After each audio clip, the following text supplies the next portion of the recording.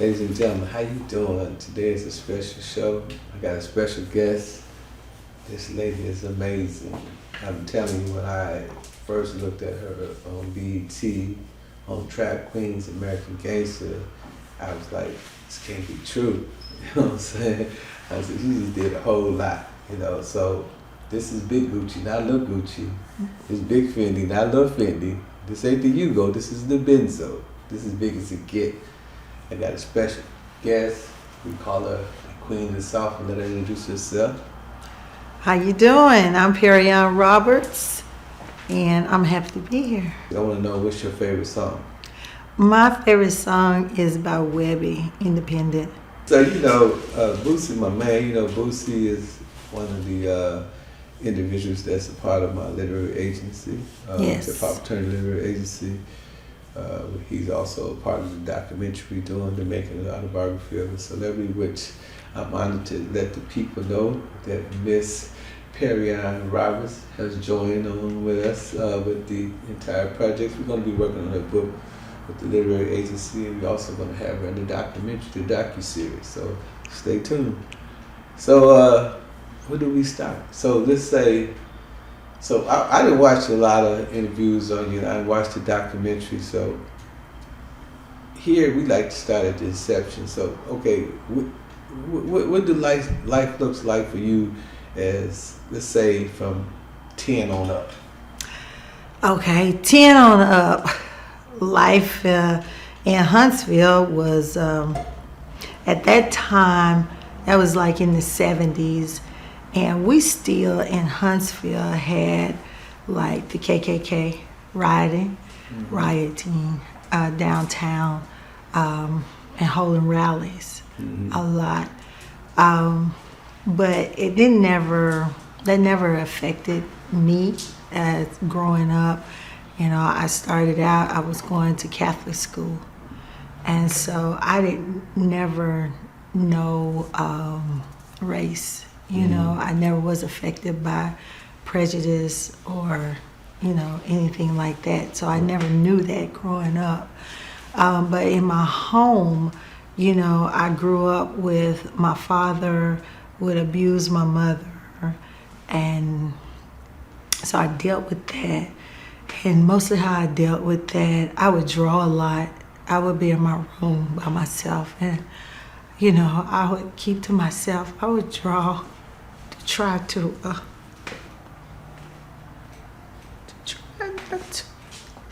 think about the things that was going on. Sorry.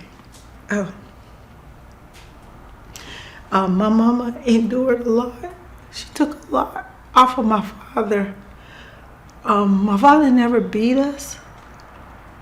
He didn't do that to us. He shot at me and my brother for trying to defend our mom. But and most of the time, how I would get away would be in the summertime.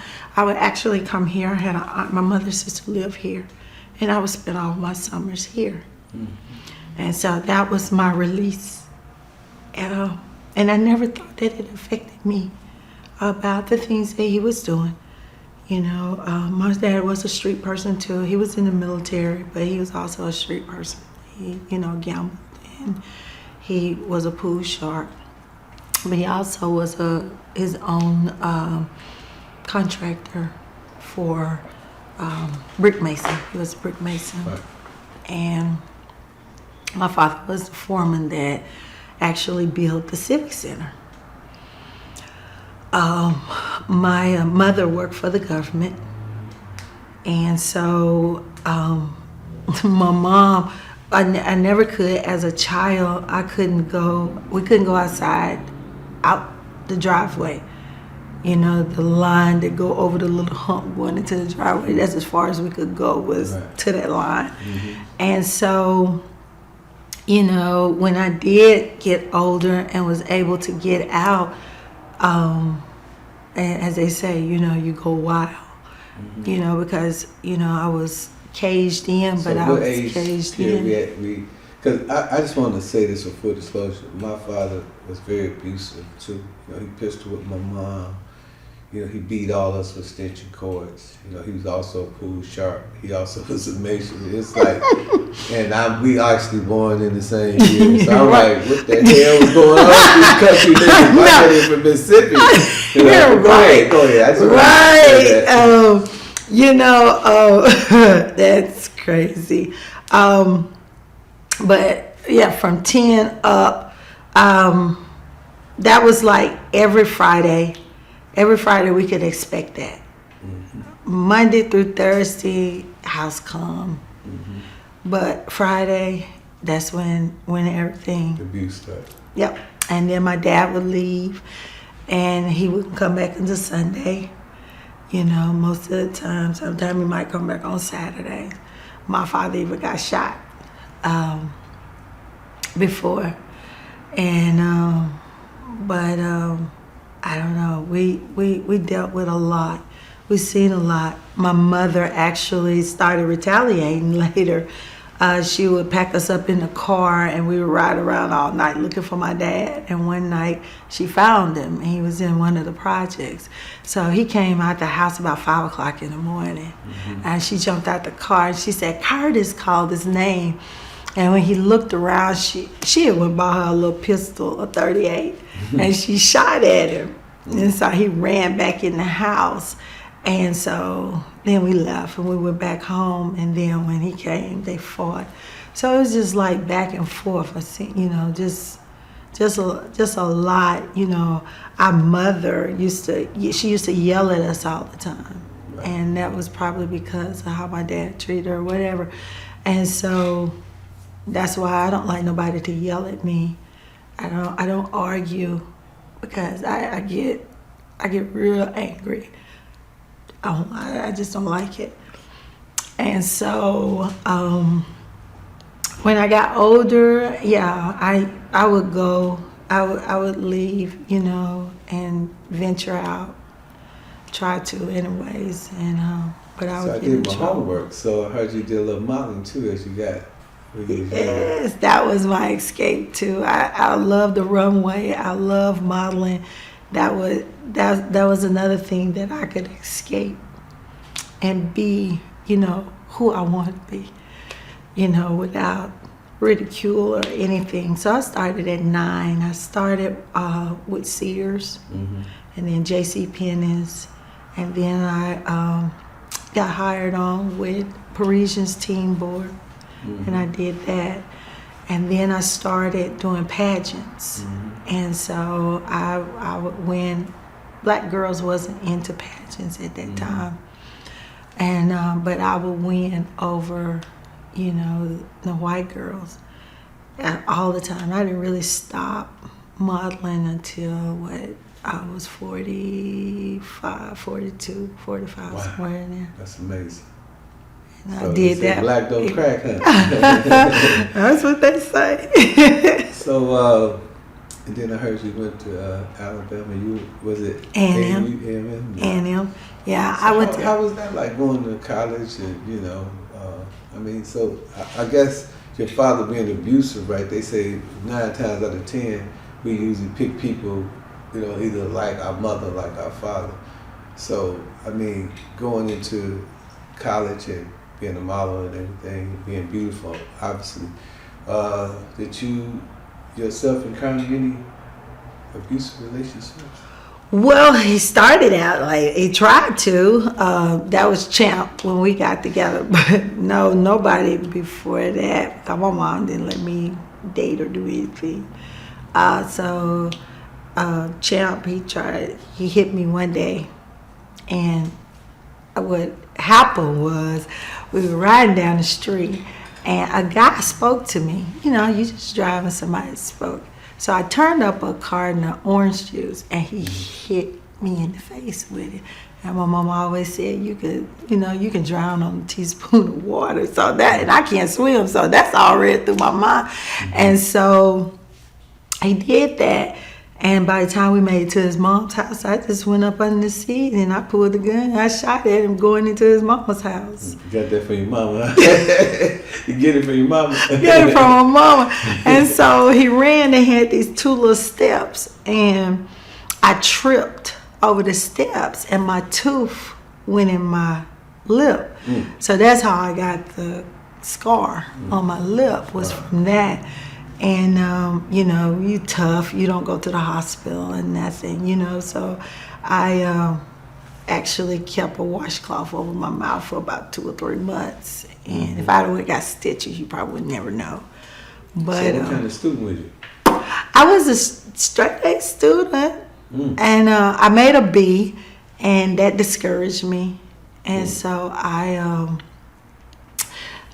started, I was going with him, and, you know, we started getting into selling the drugs or whatever, but I was still going to school until he went to prison. And when he went to prison, I was still in school, and that's when I made a low grade, I guess because of what was going on.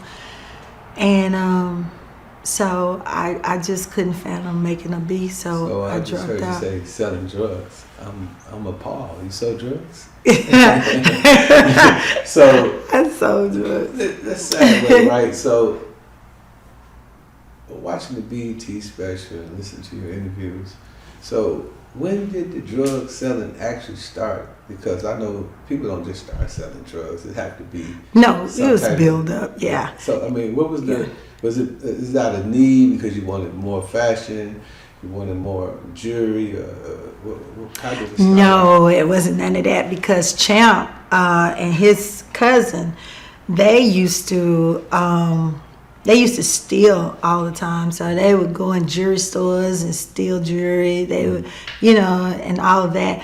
They even started taking sledgehammers and going in the side of the wall of businesses and just snatching everything. Yeah, and then I would tell my dad about it. I say, well, I was passing down Governors and I seen a hole in the wall where somebody had broke in there. And so my dad would go and bid on the jobs. So I would, you know, help my dad out like that, would help the family. But no, so I had clothes, I had everything, you know, I wasn't lacking on anything like that. So when did you did you start off marijuana? with weed? Yeah, we started out with marijuana. And so I was cutting it up. Just cutting it up. I was working. I would have my little job at Taco Bell, and I was going to school. And so we started. He said, because other people was making a lot of money, so he said, that's what we need to do. So I took my little work check and we started with that. And I learned to cut it up, weigh it up, and bag it up. And so that's what I would do, and he would be the one out. So is this in the projects or this at your house? No, this is at his mom's house. What? Yeah, my mom would have killed me.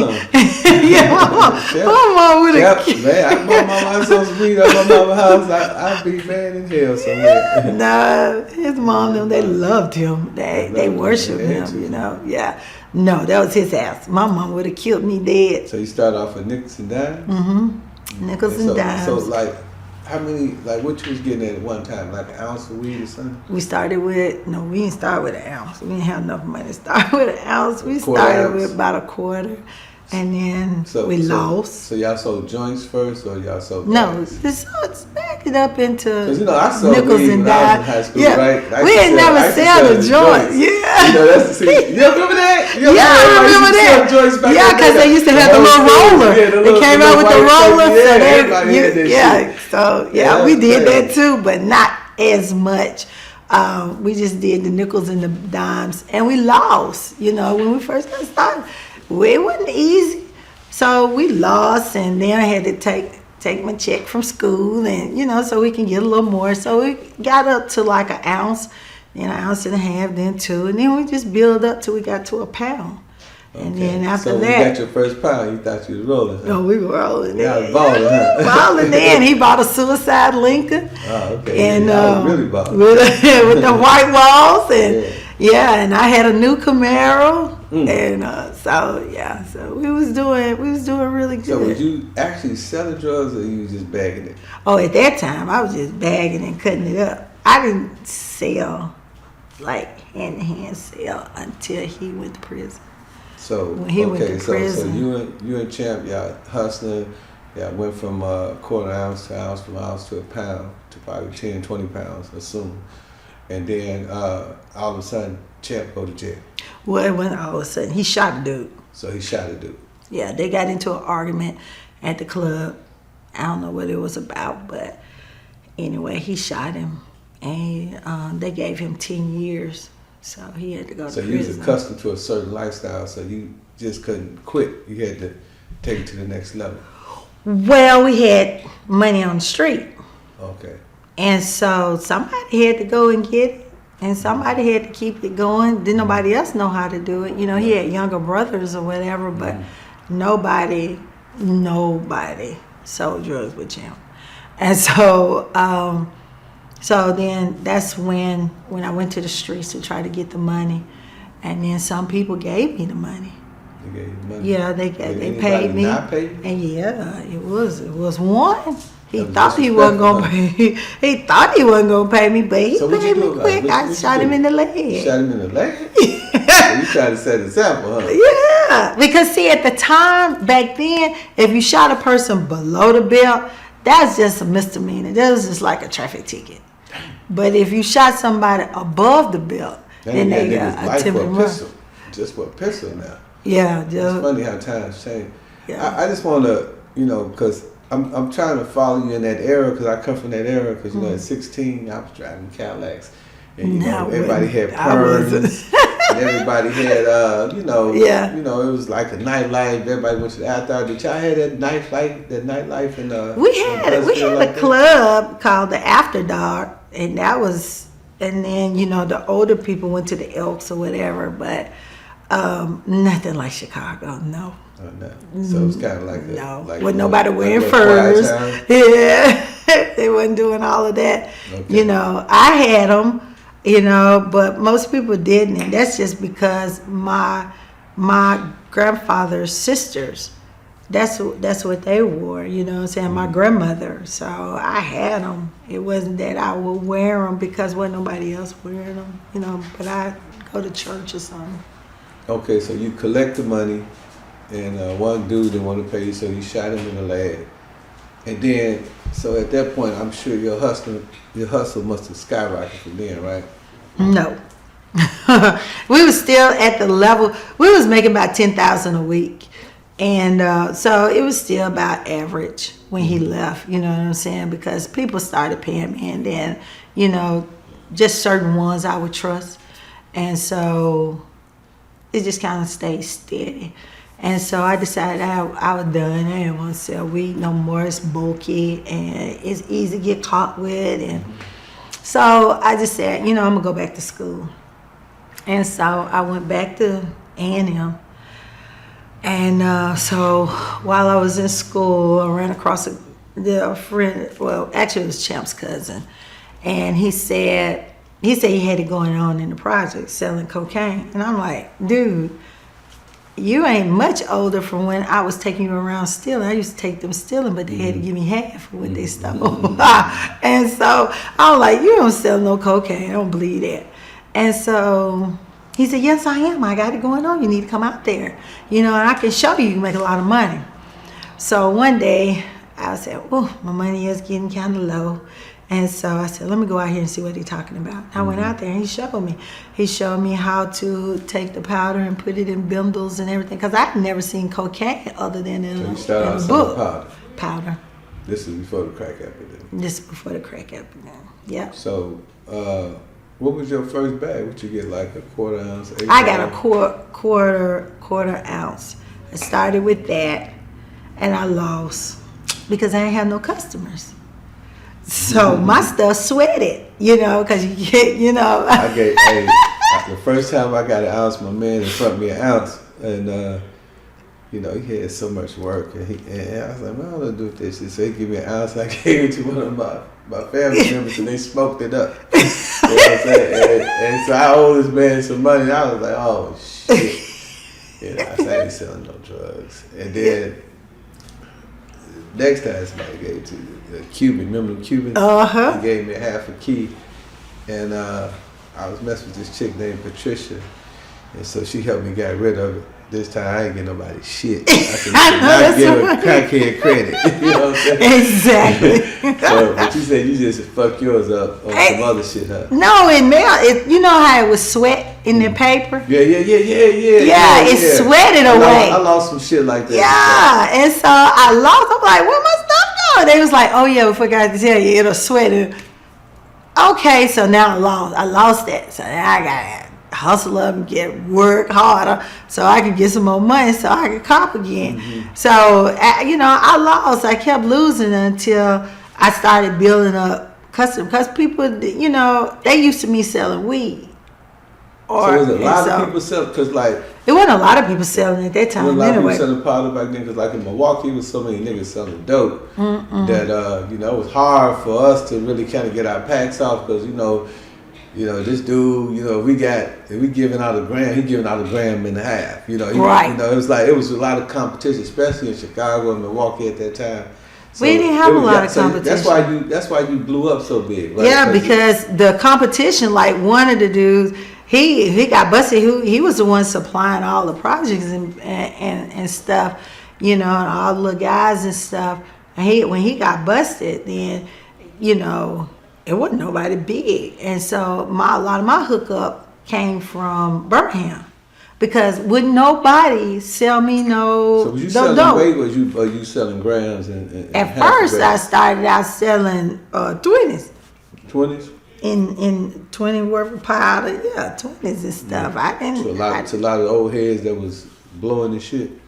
Yes, but they was snorting it, and then you had them back then. They were shooters too. Oh yeah. That shit was bad back then. Yeah, they were shooters, especially in Bedford Court, Terrace, Bedford Court. They were really bad with shooting dope and stuff. So you said you was fucking off a lot of dope. The shit wasn't really popping for you, and then we get into the weight. When you first got into the weight, what was the first? Well, thing before I got into the weight, the little guy that told me to come out to the project, he got killed. Okay. He had a little crew, and I was like, oh, I like that. I need to work my way up so I can have a little crew. Mm-hmm. Well, he got killed. So when he got killed, then the crew was without a leader, and I'm a leader without a crew. And so it came together. Pulled them up out the street and made them my crew. Yeah, I seen some of your crew on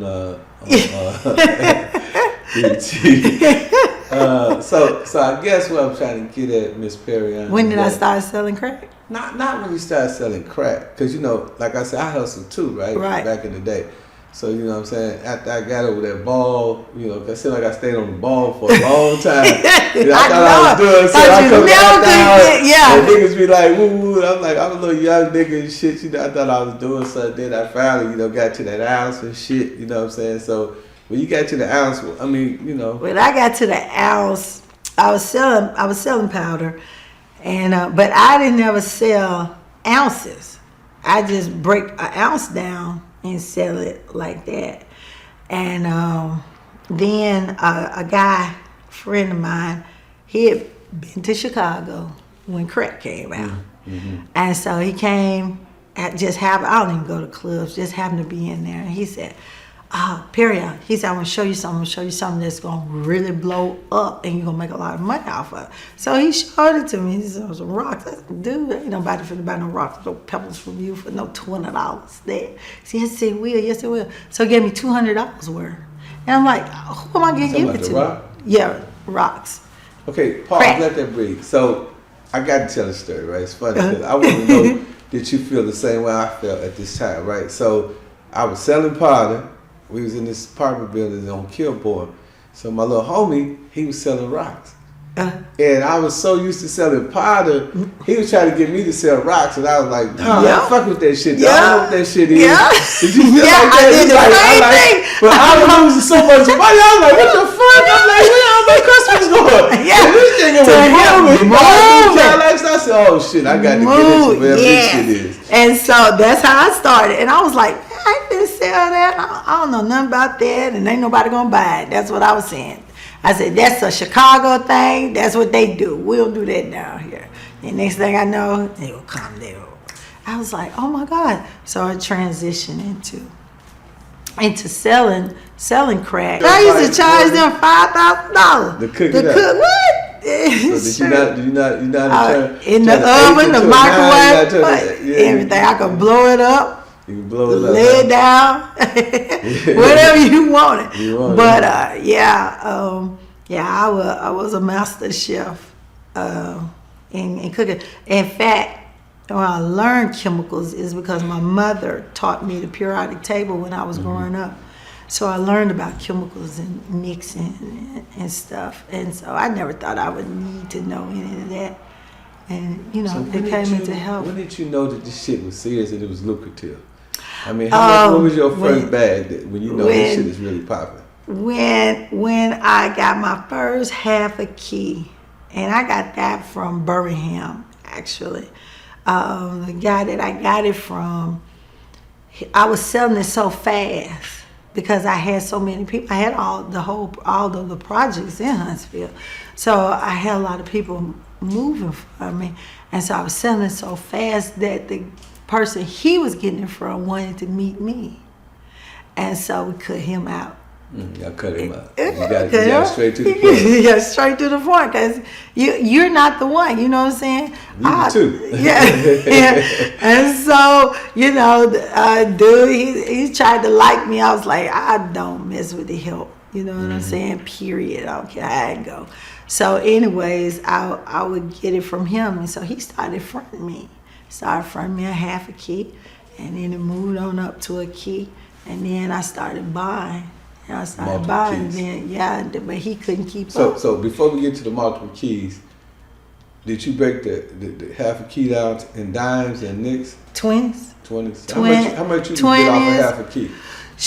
I think I would make probably close to 20. 20 grand. Off a half a key? I think I bagged up a half a key. Because late at night. I bagged up a half a key, gave it to my little niggas one time. I think I made about 40. But you got to remember. Oh yeah. Milwaukee is, you can give the white crackheads on the south side, you get them a little bitty dime. Oh yeah. Now, if you go on the east side where I was from, I never sold. And most of y'all know this. Y'all know, those who know me know when I was in my hustle there, I would never sell work to the black folks. I would always take it to the white side of the neighborhood. Sell to the Mexicans and the whites. But I was getting way more money than them. So they might get, like you say, about 20. I was getting a big bag. Oh yeah. Well, but see how I stay ahead of everyone. Say the 20s. You could take my 20 and make $80 off of it. See, you was my competition. I would see. Hey, I ain't fucking with you. You ran me out the block. While you selling chrome, I'm selling half of the block. Hey, when the Mexicans found out, they used to call me, okay, I probably shouldn't say that, but when the Mexicans, when I was over there on the south side, the Mexicans, they would double the pack. But what we would do is my niggas, they was gang bangers, they'd shoot the Mexican house up. And then they'd close their spot down. They closed their spot down. We had Chloe and a few more crackheads. They didn't let everybody know this is the new spot. That was the only way I could people. So with that kind of work, right? I mean, did you have stash spots and shit? Cause I had I call them my baby houses, but it'd be apartments. But that's where my dope lived. I didn't live there. I just go and bag. So you had more than one spot with that kind of work. You had the certain side of town sold up. I had on the south side with the white people. So I'm telling you, man, you started to worry me. You got an abusive father. I got an abusive father. Hey, we got too much shit in common. But I'm your sister. Yeah, you my sister for real. So you got all these spots on the south side. You busting down a brick at a time, right? Mm-hmm. That's got to be a lot of work. That razor blade had to be busy, huh? Yeah, and then I went and got me a gold razor blade. I bought a 14 karat gold razor blade. You was just feeling yourself, huh? You peeing around this motherfucker, huh? You can sell all the stuff. So they Yeah, that it became a lot, and I learned that from one of my cousins. He was older man, and he had took me and one of my other cousins under his wing to teach us, because he was already in the street. So we would sit and break down a key and then take plastic. He wanted us to take plastic, roll it up in the plastic, and then burn it so that, the crackheads can't taste it. They can't do nothing. Right. We did that all night long. And then he would pay us like $300. I quit. I quit. And so, but I learned. I learned how to do stuff like that. But I didn't always break it down. When I had multiple keys, I would sell ounces, zones. Okay, but so I didn't sell. So what do a Perrion trap look like? Because like when I was trapping, right, I would have my guys, we would take one of the doors and we would have these like steel cages and shit, and we had people at the door. So I would have all the fiends in the house because it was too much traffic. There's a lot of people selling dope on this house. You trap them in the house. Now we have them all in the house, but we had the dude, my man Teddy, that was hustling. He'd be behind the gate. He had a bunch of acid right there. You know what I'm saying? I mean, so that's how we ran our spots, and we had crackheads outside. How did you run? I had a Cutlass. I had a 77 Cutlass, and I had the floor cut, and it had a canister, so it had acid in it. Oh, okay. And so, like, if the police got behind us, we just dropped it in there. Yeah. And at first, it was just a hole. We just drop it, but then they'll blow back their own ass.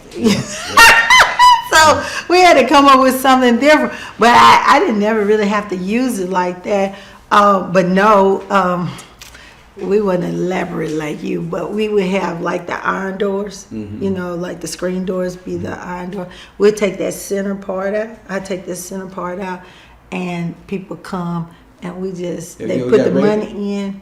Got raided.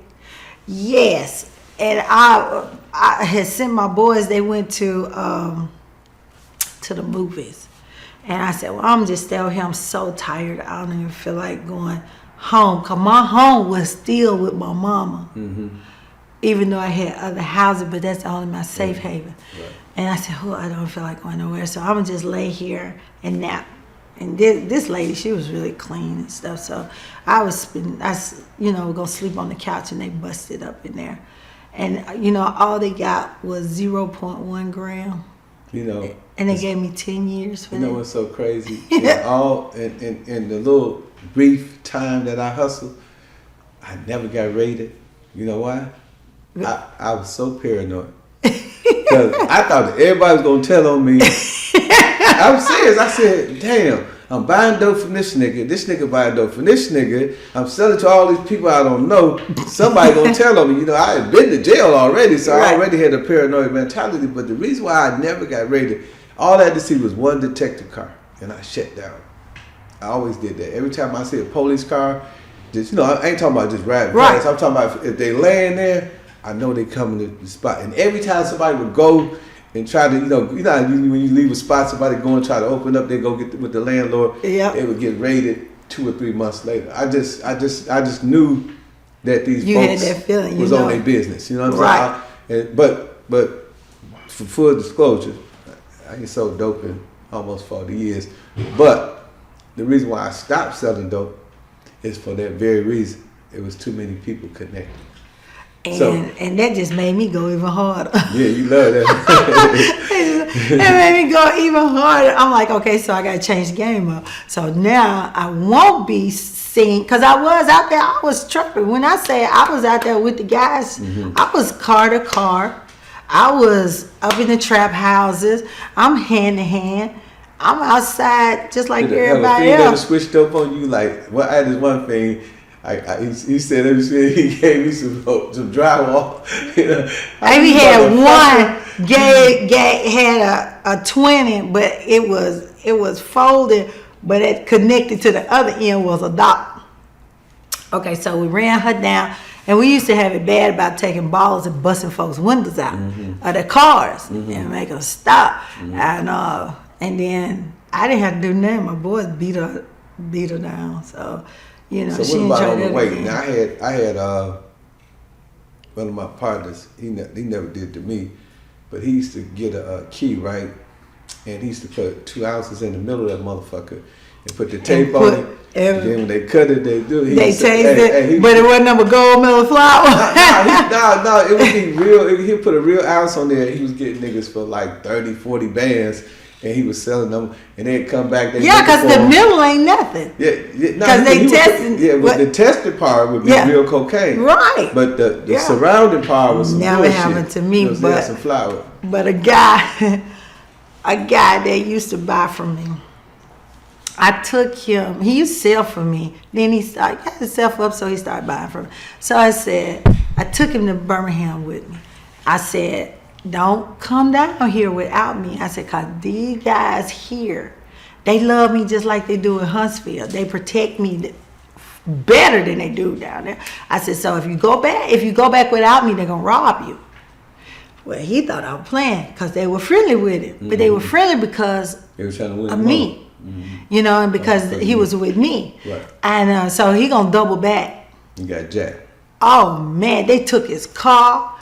First, they gave him, he thought it was cocaine, one number flour. Wow. And then they took his car. He had to find a way back home. And back then, you didn't have cell phone. You know, so he had to find a way up out the project, which they ran him up out the project. He literally had to run up out there. But I told him, I said, they all respect me. Everywhere I go, I get nothing but respect. And they're gonna protect me. So don't try to cross me. I always tell everybody, I'll be good to you, I'll help you, but just don't cross me. Right. And okay, so like in Chicago, Milwaukee, Detroit, you know, a lot of big cities, right? It was a lot of squares. I mean, a lot of squares, right? They was working good jobs. You know, they was married. They was doing all the hustable shit, right? Then all of a sudden, everybody turned into drug dealers. It's like everybody was having so many. No, we didn't have that. dollars. We had crackheads. I mean, they turned to crackheads, not I mean, drug it was a lot dealers. of hustlers down there in Huntsville. They turned to crackheads. They did eventually. No, but I'm just saying, them type of people that you talk about turn straight to crack. And that's when you start getting you know, because people had a lot of stuff. Because people was just working. We had a lot of drug dealers in our city. Perrion. We had a lot of drug. Everybody had trunk jewelry. Everybody was buying Benzes and shit. You know what I'm saying? If you was hustling, like even the pimp game, the game that I loved, and you know, I thought I was gonna be in the rest of my life. You know what I'm saying? You know, that was shit. You know, because I seen a lot of pimps flip into the D game. You know what I mean? You know, they started out with the P, then they end up with the D. And, you know, and even when I went to the feds, I didn't go to the feds for drugs or pimping. I went to the feds for robbing a bank. You know, because we had a nice little hustle, me and my partners. You know, we was just some young niggas getting a whole lot of money. My homies, and you know, a lot of niggas I was in jail with, they had a lot of money, a lot of dope. I mean, millions of dollars. So you said you was making $2 million a month at the height of your career. You said that was average, right? Yeah, because you have to go figure, Ken. I'm the only one supplying the whole city of Huntsville, and then I had Birmingham and Montgomery and Mobile. So wasn't nobody moving. You know what's crazy like though? It was a sister. I don't know if she's still living in Milwaukee. Her name was Jeanette, and she had the plug with the Cubans. She was moving all the work every time. And then I look at the trap queens. You know what I'm saying? It seemed like the women was controlling the game, but it's like you never knew that. You know, all these dudes who was these big time drug dealers supposedly were working for the females. Why do you think that? I mean, do you think it's just because they was weak? You think he was weak? Okay. Hey, shit. Hey, it probably was weak. Hey, but so I'm saying when you but when you think about that, right? You know, you think about a sister like yourself handling all the work, right? I mean, how did you get in a position where you can make millions of dollars where the plug, whether it's a Colombian plug, whether it's a French plug, whether it's a Cuban plug, you know, where they trust you? You think it's just that the plug trusts the women more, son, or the women knew how to move and Probably work better. so. They probably trusted women more than they did the men. And but we didn't have no women that was moving weight. You was the main one. I was, yeah, I was. So at the height well, of we your- had a couple of older ladies that was moving. A little weight. Mm-hmm. So how many keys a day do you have to sell to get to $2 million? I mean, how do a $2 million day look like? You moving 100 keys a day? You moving weight, or you busting them down, or what? Well, we bust them down, and then you In ounces? bust them down in ounces, because I stopped, you know, selling 20s and stuff. So I was moving mine more in weight because giving it to my guys, and then they would move it. Like I would have them offer every ounce to bring me probably $2,000 off. So your cartel had to go beyond Huntsville. You had to be hustling in Birmingham and I had guys Mobile in and Atlanta. You know, I know. I came down through here for a hot second. Y'all had down here. They had the red dogs, what they call them, and they were worse than our court unit. I was like, scoop. Nah, I won't do Georgia time. So I eased right on back up So to did you front your work too? Yeah, I fronted, yeah. So I mean, say for instance, if I was cool with you, I'd be like, "What's up, Perrion? You know, I need to get in the game.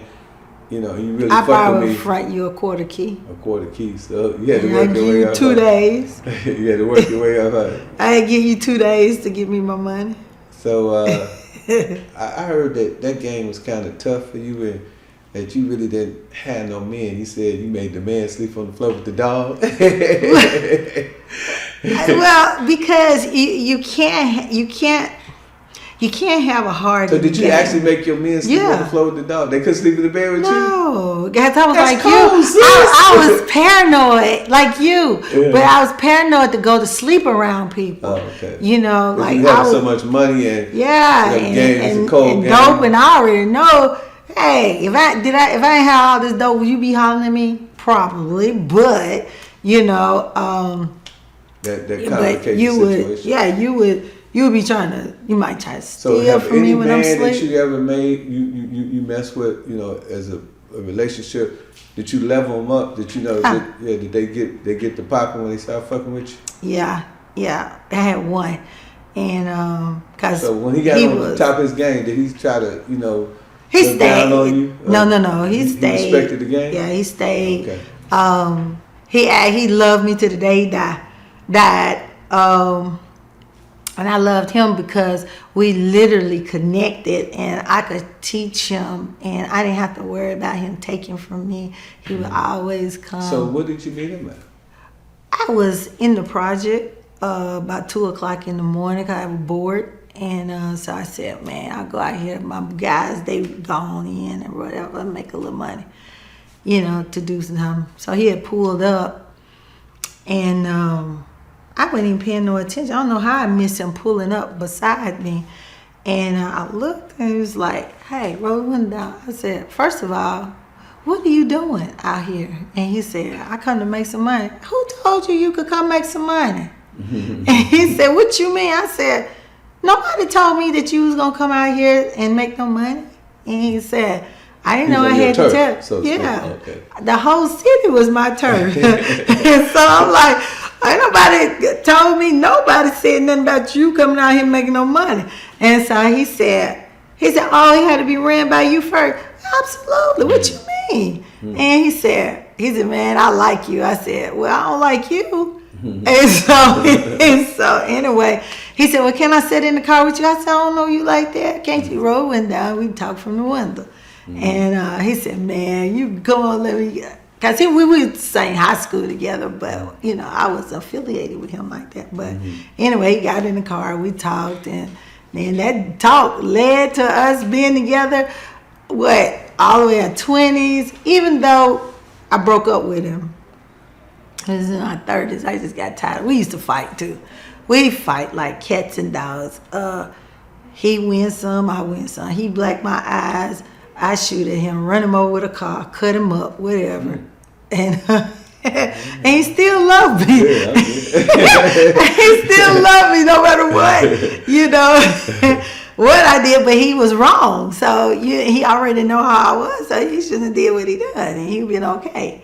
And but anyways, he respected. Then he decided drug selling with his thing, so he got him a job, and then he started him a motorcycle club or whatever. Okay, so $2 million a month.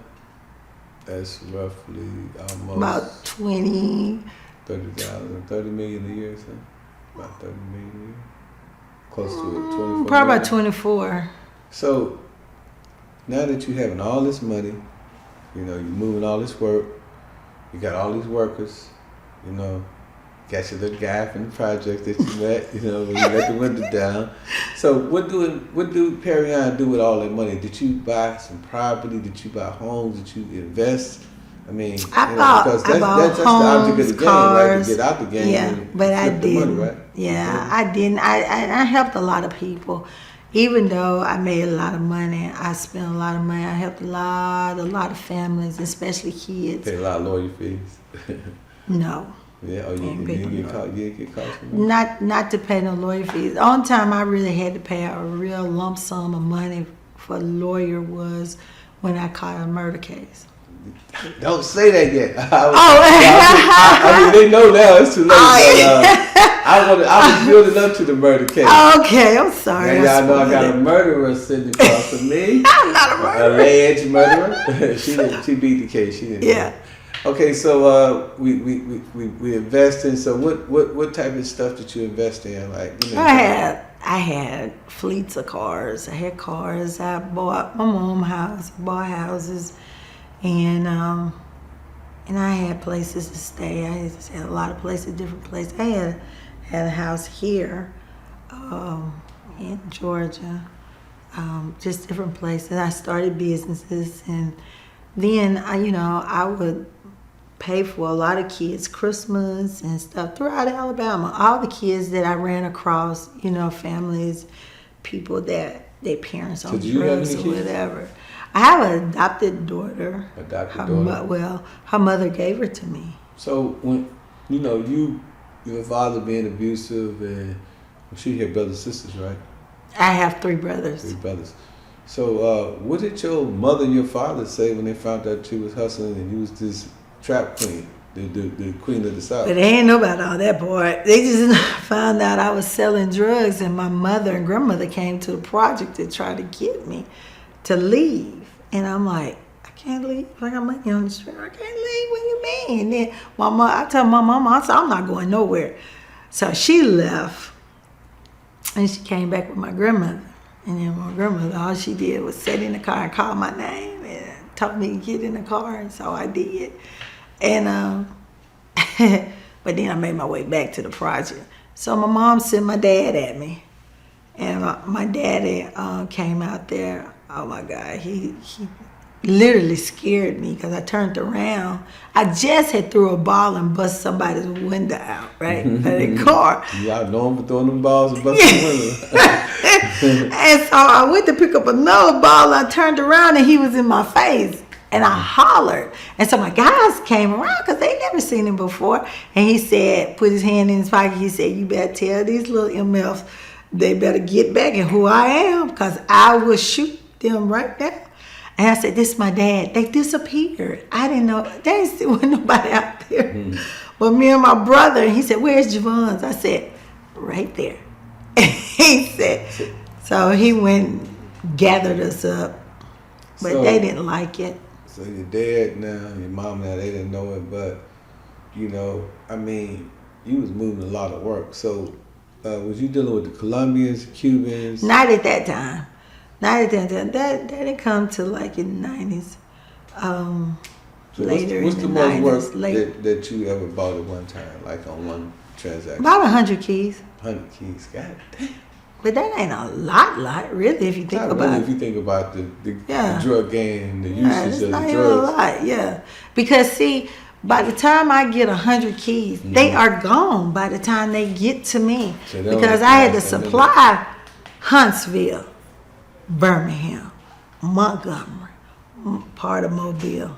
I went all the way down through Mobile, but mostly Montgomery and up. Y'all need to watch her on Trap Queen. She the real deal. I'm telling y'all just don't know. So you got the supply in all these areas. So 100 keys not a lot. You know, I ran out quick in about 3 or 4 days. Out of I'm 100 out. keys, right? You know, my partner used to have a lot of dope. You know, he was moving about 1,000 keys, and everybody in the city owed him, but people didn't always pay him. You know, he lost a lot of work. You know, just on some humbug. Have anybody ever owed you any work? You never had that problem? No. Nobody never ran off on the plug because you was the plug. No.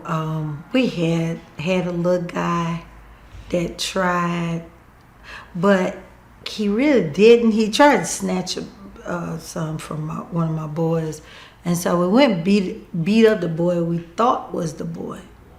Well, it wasn't him. And so this boy, so I told him, I said, well, take this ass back to the one it belonged to.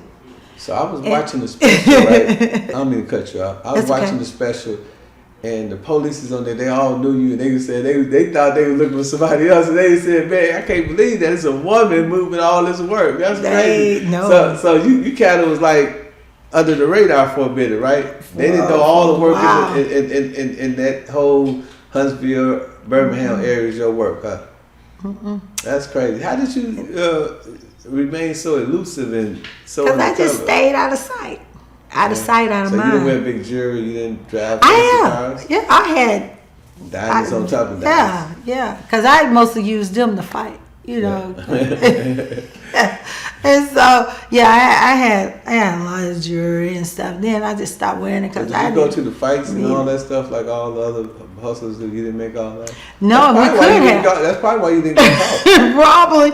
But I could have went because Evander Holyfield's brother was in Huntsville. Yeah, I met him last time I was down there. Yeah, Ron. Yeah, could have got. We could get tickets anytime, you know. And I don't want to go. No, I don't want to do all that. So you did take trips though, right? I took trips all the time. They were more like out the country or foreign. No, I was getting ready to go out the country right before I got busted this last time. I was gonna take my daughter to England. Okay, so have you ever caught a dope case at all? Yeah. So I caught a dope case. When the first time you got busted? First time I got busted, one of the little dudes that was working for me got mad at me and set me up. I ain't even have no dope. He put it in one of my cars, in the trunk of my car, because at the time I was dating my daughter's dad, and so it was his. They were real buddies, but he sold for me. He got mad at me over some stupid stuff because I wouldn't take his wife to work, something dumb. And so he set me up. He put some dope in the car and called the police. Okay. And they got it was 0.1 gram. They gave me 10 years for that. How much time you do off the 10? I did 18 months. 18 months. That. When the next time you get caught with some drugs? The next time I got caught with some drugs, I was in a hotel. And my brother had just left. And not paying, I seen the trucks, but the police was in like the utility trucks. And I seen a lot of them out there, but we was at the hotel. I don't know if they were just sleeping there or what. And so when he left out the room, they caught him going down and then made him come back up, and his face was, at the peephole. So when I got ready to open the door, they pushed it in. And there again, it was less than a gram. And didn't you get that much time for a gram? Less than a gram. It wasn't even a whole gram. That's serious up there, huh? But then, okay. Yeah. And so, no, the first time I did 6 months. That was the hotel thing. The next time was when the dude set me up, the 18 months, and then the last time I did 2 years. Okay. On 21. You never got a conspiracy. The feds never indicted you. So you was blessed. You was blessed. No, I never had a Fed case. You was blessed then. Yeah. So, okay, man, you moving that much work and never got caught. That's a blessing. But people around you got indicted though, right? I'm pretty sure. No, they didn't really send people in Huntsville to the Fed. Now, the guy that used to be big, because he got a lot of mouth, yeah, they sent him to the Feds. Okay, yeah, I know somebody had Yeah, to go to the it was a Feds. few, but they were older guys. So how do Perrion catch a murder case? I mean, what that look like? You know what I mean? Well, allegedly, because they said that's my MO.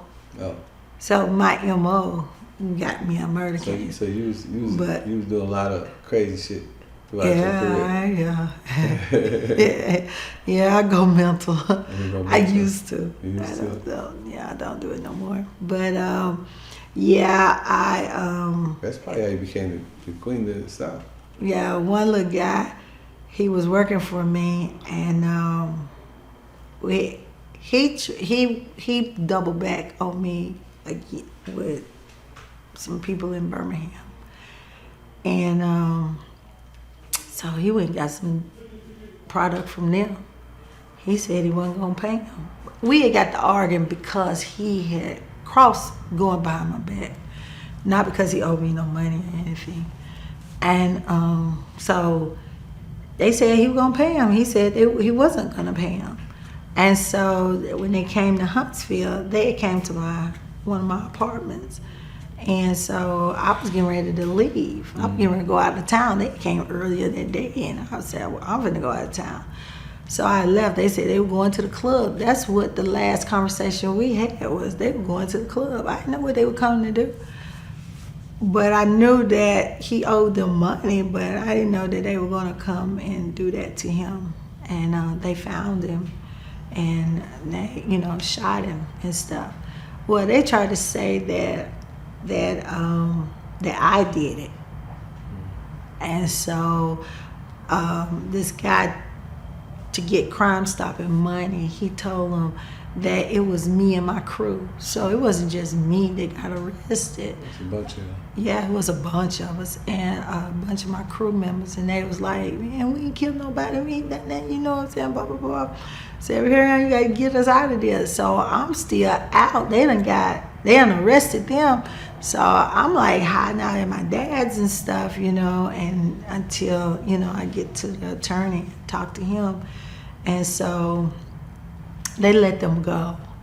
They let them go for me to turn myself in. So I had to turn myself in for all of them. So the police guy that was on the show that said he was looking for you, the white guy?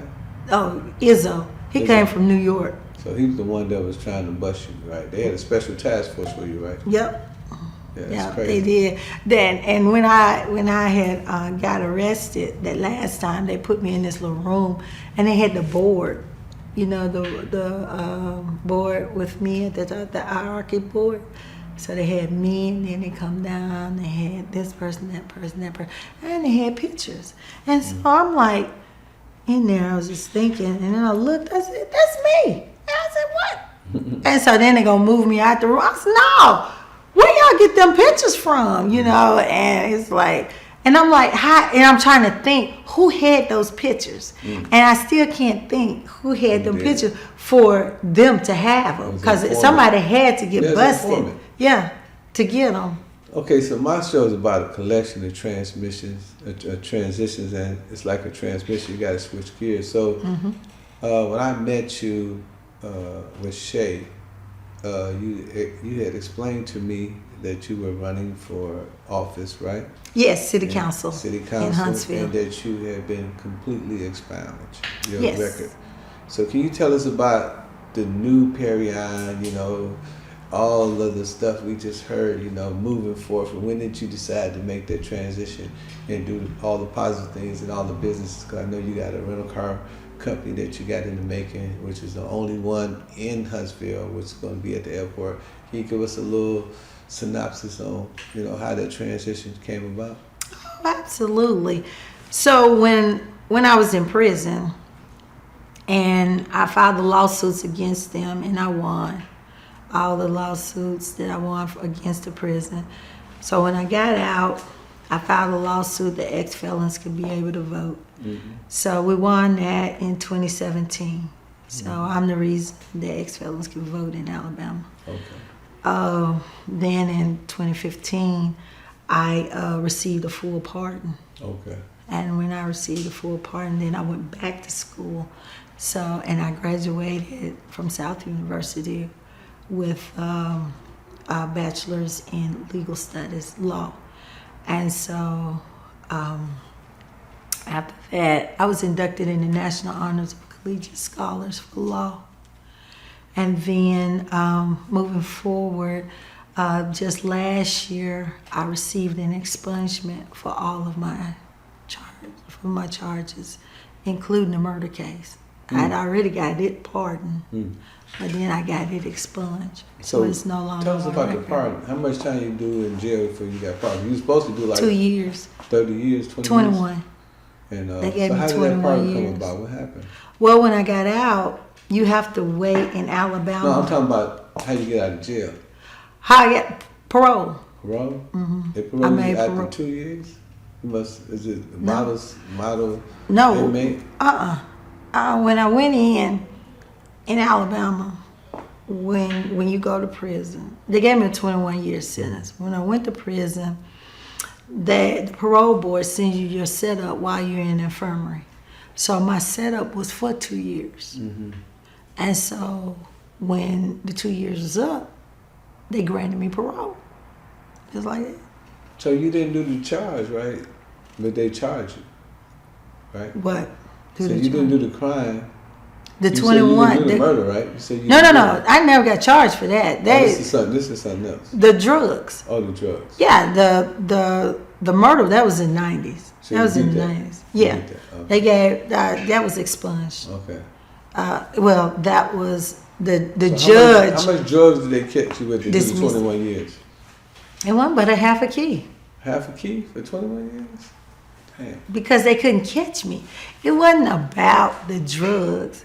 It didn't matter if I had an ounce. If it was over 28 grams, they were going They to do task that force anyway. wanted to get you. They was wanted gonna me get you. anyway, yeah, and they couldn't catch me. And it was like, I'm smarter than they are, and they don't like for us to be smarter than them. You know, I was.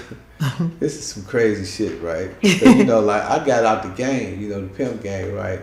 Years ago, you know what I'm saying? When HBO came to me and gave me an opportunity, I got out the game, and I was at the airport one time. I was at a hotel, a cheap hotel. I think it was called the Eco. What they call that? Eco Lodge. Eco Lodge, and it was a friend of mine. Economy Lodge. Economy, like she had came to town, but she was still in the game. I didn't know she was in the game.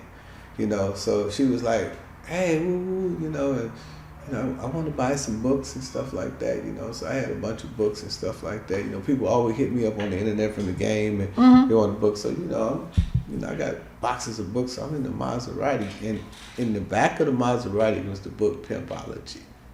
So the people they came in there to arrest her for whatever she was doing.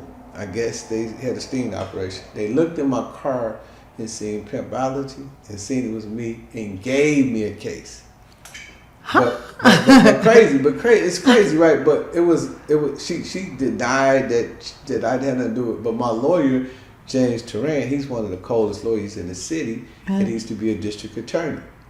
So within 24 hours, the shit was dropped. But they thought they had me so bad. Yeah. And they was like, dude, we've been trying to get you your whole career, And it just got to a point where they just I said I identify what you said. They wanted me so bad that they gave me a trumped up charge. Yeah. And so when you go to jail, you got to pay bail. So within seconds, you know what I mean? Because at this time I had like 5 daycares, making millions of dollars a year. So the bail was paid like in seconds, you know what I'm saying? But by the time I paid the bill, it was a no process. So I ended up giving them $500 off because they take 10%. Yeah. I gave them $500 off of my $5,000. Yeah. And, and they kept that 500. Yeah, they let me go, right? You know what I'm saying? 5%. On the batteries. Oh, you need to put another one there? Yeah, there's only one on this one. Oh, that's the last one? Yeah, unless we're gonna charge it. give some time. Okay, well, let's close out with so Miss Roberts, I want to talk about, you joining forces with the Hip Hop Fraternity. We're going to be help publish your book, and we're also going to be working with you with the docu-series, the making of the book. Can you let the people know what we're doing? Yes, I'm so excited because finally I got somebody that's going to literally help me with my book and be my agent at the same time, and that's what I've been looking for. And I'm so happy to be a part of HHF, and I can't wait to get started and working with you. And we also would turn that into a docu-series. So that's what we got to look forward to for that. And also, I do have a book that I wrote. It's Criminal Thinking Reform, and it's a workbook to teach you to reform your thinking. And so you can find that on True Vine Publishing at .com, or you can find it on Amazon, any platform where books are sold. So I already have that out. Hey, congratulations, sis. And I just want to say, it's an honor and a pleasure to be able to work with you, because most time when I meet people and I kind of give them a perspective of the stratagems and the machinations that we employ in terms of this process we're going through with this book game, and try to elevate their mind, to the next level. They tend to be a little game impaired. You know what I mean? Right. You guys might be hearing Still impaired, stuck, yeah. They game impaired, and they can't really resonate, because real game ain't transparent. That's right. If you can see it, ain't game. That's right. But real game, peep game. So when I said that to you, it's like it resonated with you instantly. You got it right away, and I was like, wow. You know what I'm saying? I don't have to sell this sister. This sister, she game tight. She really know what's happening, and it's a pleasure and honor to work with you, because I know we're gonna do great things together. Yes. And Yes. we're going to make sure that we do everything in our power in regards to the Hip Hop Fraternity to make sure that you get the best rendition of our management team. So, thank you for coming on board, and thank you for being so understanding. Oh, yeah, absolutely. You have a very interesting story, and Thank you. very, I'm just so excited to be here with you right now. I'm excited. And I was telling my producer, Vado, I said, man, I can't wait to interview Miss Perrion, because I drove all the way to Atlanta. Man, look, man, hey, I got up out of my sleep. I be watching YouTubes all night, just studying, and I was like, man, I was tired, but I had to get up. And so I've been up since like 10 o'clock. I've been up since 4. Yeah, I know you can't even up there. So thank you very much. But yeah, I would why don't come you let them know where again. they can You can Instagram. find me on Instagram. That's Perrion_Roberts. You can also find me on Facebook, TikTok, Snapchat, YouTube. Hey, what's up, ladies and gentlemen? If you're watching this on YouTube, you're probably already at my channel. If you're not at my channel, you're watching this on social media, hey man, all you gotta do is go to Pimpin Ken, go to my YouTube, type in Pimpin Ken, my channel will come up, hit subscribe, hit like, and then share. And I guarantee you'll be able to see all the game, all the knowledge, all the wisdom that you want to see. So all my game is at my channel, Pimpin Ken channel on YouTube. And it's free. I'm charging it to the game, charging it to YouTube. YouTube gonna pay for it, but you get it free. That's right. Go to my channel right now. Thank you. Pimpin Ken, baby.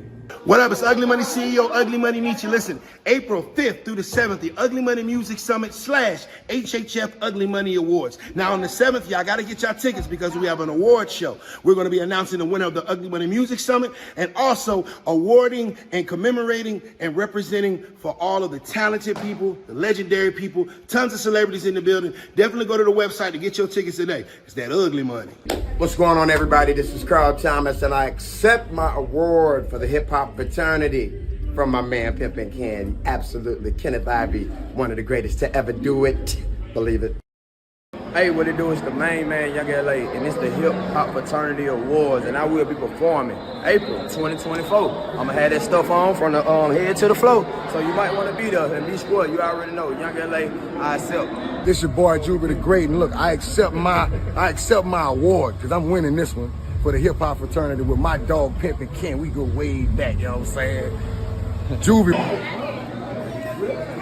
Hey man, I accept my award from the Hip Hop Fraternity, you know what I'm saying? Like, it's your boy Skrina, shout out to Pimpin Ken, you know what I'm talking about? All the way up, no stops, Jack, you feel me? 400. I gotta sit down before I get in there, motherfucker. What's going on, man? Hey, Hip Hop Fraternity is going down, man. The Red Sun, we in the building. Yeah.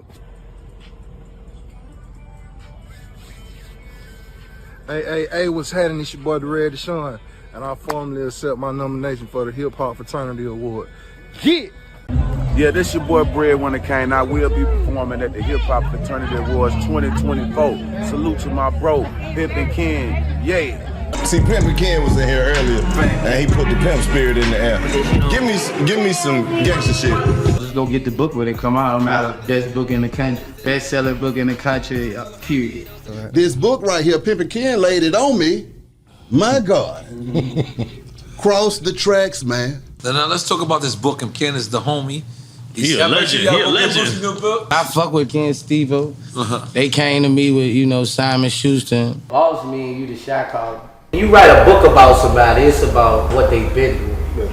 I saw my first nigga get killed. I was 9. I was at school, nigga was trying to bring me 17 pounds. And I got cancer. And my auntie Keisha died, Jean died. Everybody was dying from it. Me and that Webby never hung out together. That's what this book, the world don't know. You know what I mean? Webby just made music together. As the people in their heyday, they came and they moved to Baton Rouge. Matter of fact, I broke them on the Dick Girl car. And I saw how big they was. All these niggas riding around in big trucks. Show was like 1,200. I got a pocket full of money. I went and got a player, dog. I went and got fresh every day. I was thugging, man. Every week I was in some shit. Fights, shootouts, beef. Hey, how you doing? This is James C.B. Gray, President and National Spokesperson for the Hip Hop Fraternity. Thank you for watching the trailer of the making of an autobiography of a celebrity featuring Little Boosie. This is your boy Pimpin Ken, man. I want y'all to go get my new book, The 48 Flaws of the Game, Pepology, man. This is the book that everybody is reading. They love it in the prisons. It's selling all over the world. Everything that your father, your uncle didn't teach you, this book will. This will give you a whole lot of game. And it's for men and women. And if you want to be a winner, go get my other book, The Art of Human Chess. It's a bestseller. Both of my books are bestsellers. And if you want to get the book, just go to thehiphopfraternity.com. Go to the link books and hit the book. If that don't work for you, go to Amazon.com. If that don't work, go to audiobook.com. Type in my name, Pimpin Ken. I guarantee you that the book will pop up. And just order the book. We got the audio book, we got the hardcover, we got the paperback. Anything you need, just go to any one of those platforms, Barnes & Nobles, Books A Million, and get the book.